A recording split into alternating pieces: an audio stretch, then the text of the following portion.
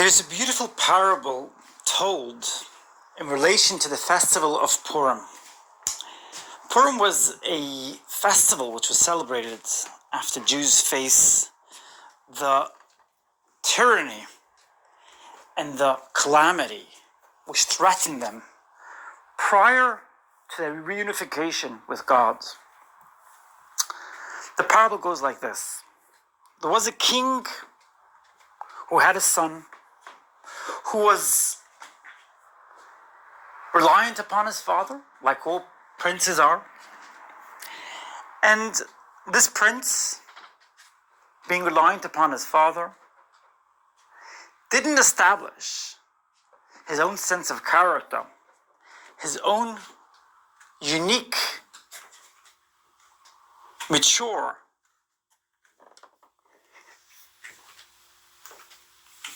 self-dependent being. He was reliant upon others. He was reliant upon the grace of his servants. He was reliant upon the gold and silver which were there at his disposal. He was reliant upon his servants to take care of him.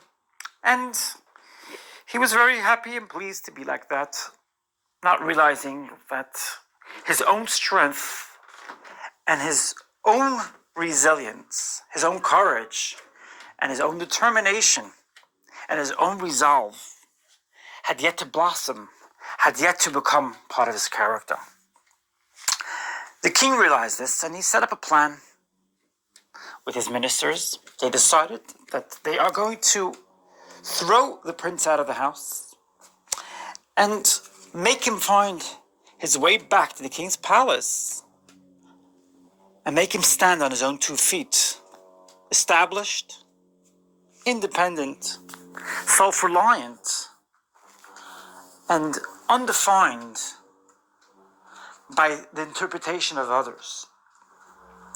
And so the prince was thrown out of the house, and he was told by his king, by his father the king, "You're not welcome back here anymore." Obviously the king didn't have it in mind. He was hoping and planning for his son, the prince, to come back to him eventually.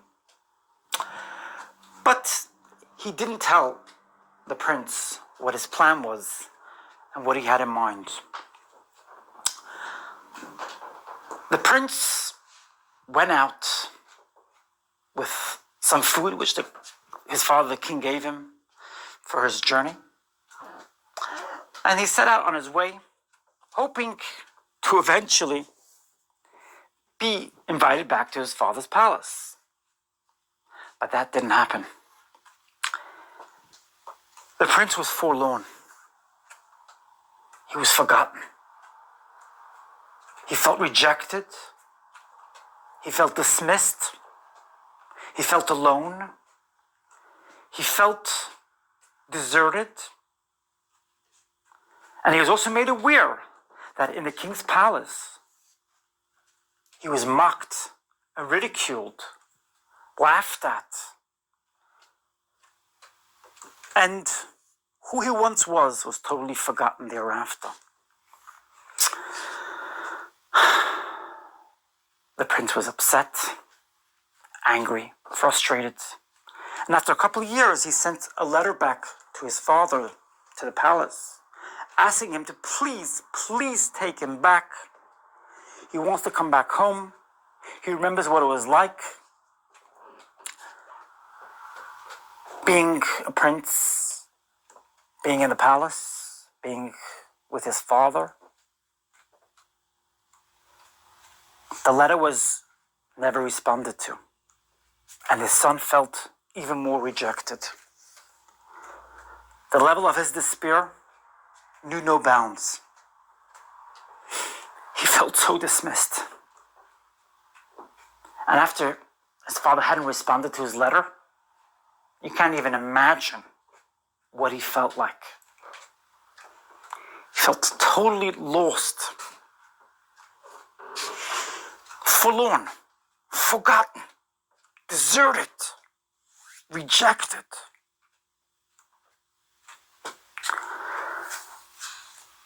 He would try to make a bit of an income. He would tell people, I am the son of the king, hoping that would somehow get people to help him a little bit.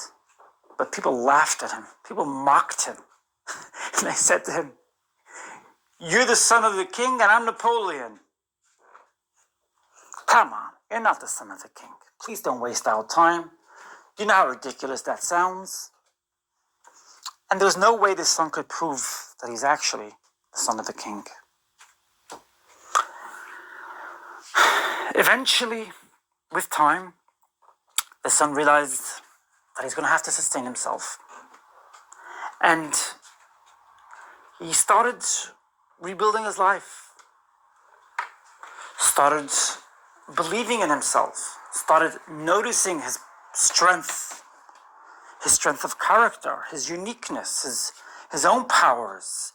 He started realizing the gifts he had within him. And he allowed them to flourish and to blossom. And he allowed them to come out. And he started eventually being able to sustain himself and to live once again and stand on his own 2 feet with tenacity, with resolve, with courage, unwavering courage, and without determination and interpretation of others. He faced challenges, obviously.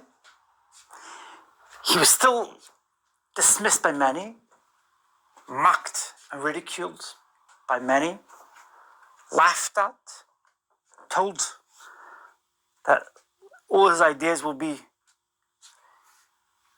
unsuccessful. Nonetheless, with time, he allowed his resilience, his belief in himself, his own resolve, which nobody helped him attain and obtain. He allowed all that to come out, to flourish, to prosper, to blossom. And eventually he became successful. And eventually he found his way back to his father, to the king's palace. And this prince was reunited with his father, and his father embraced him. And he congratulated him. And he then explained to him what this was all about, why he had done this to him.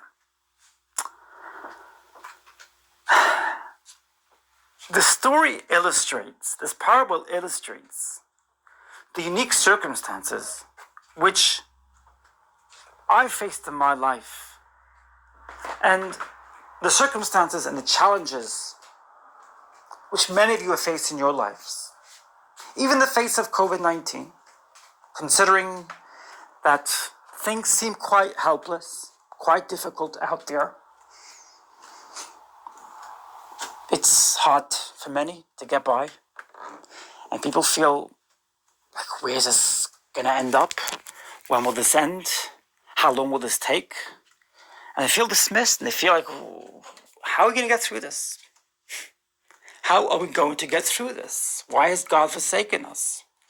Why has God forgotten us? Why has God done this to us? And in my life, I've had to face the challenge of being mocked, ridiculed, deserted, neglected, forgotten, rejected, and hated upon. I've had thousands of people who gathered with one mission in mind: to push me away and to make me eventually dissolve and disappear. That was the only mission in mind. And obviously, anybody who has such a mission in mind, they are terribly afraid of that person. Terribly afraid of that person. That's why they have to do that. But in any case, at the time, it felt scary. It felt frightening. But eventually I got to realize, what's my Father, the King of all kings, what God had in mind with all this. God wants me to reunite with him in my own beautiful, distinct, and my own within and with my own unique understanding, in my own unique way.